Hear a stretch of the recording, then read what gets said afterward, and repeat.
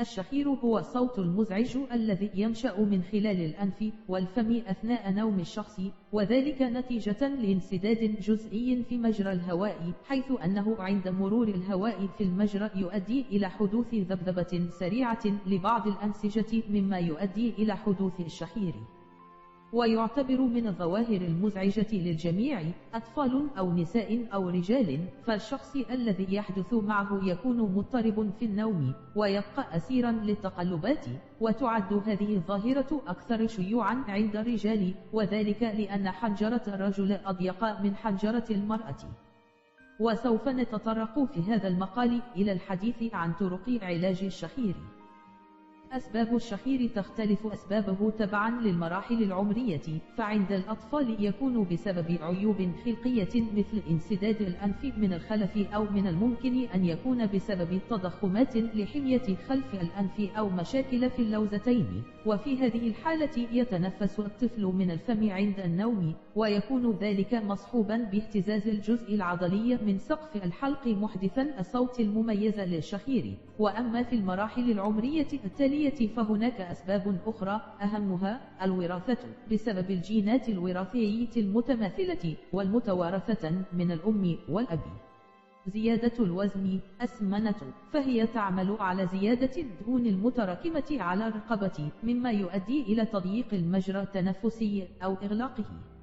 التهاب الجيوب الأنفية وحساسية الأنف أو الإصابة بلحمية الأنف. التهاب اللوزتين. التدخين يؤثر على ضيق المجرى التنفسي. الشيخوخة، فكلما تقدم الإنسان في العمر كلما زادت الحنجرة تضييقا. انحراف حاجز الأنف. طريقة النوم الخاطئة مثل النوم على الظهر أو استخدام المخدات العالية. ارتفاع ضغط الدم. الإصابة بالسكري. استخدام الفم للتنفس بدلا من الأنف، وذلك بسبب الإصابة بالزكام أو الرشح، مما يؤدي إلى انغلاق المجرى التنفسي. أمراض في البلعوم. طرق علاج الشخير. الخطوة الأساسية في علاج الشخير هو تحديد السبب من الإصابة، فهناك أسباب تستدعي التدخل الجراحي، وهناك أسباب لأخطاء سلوكية نقوم بها أثناء اليوم. وفيما يلي بعض النصائح والطرق التي يمكن اتباعها للتخلص منه: إجراء فحص طبي دقيق لتحديد مدى حدته. تغيير وضعية النوم بالابتعاد عن النوم على الظهر وجعل العنق مستقيما. السيطرة على الحساسية. التقليل من الوزن الزائد، فهو قادر على تقليل حدته وقد يوقفه تماما. الابتعاد عن التدخين. تجنب تناول وجبات الطعام قبل النوم. التأكد من الأدوية المستخدمة، فبعضها لها آثار جانبية تزيد من نسبة حدوثه. تنظيم جدول النوم، فبعض الأشخاص يكون السبب للشخير النوم غير المنضبط.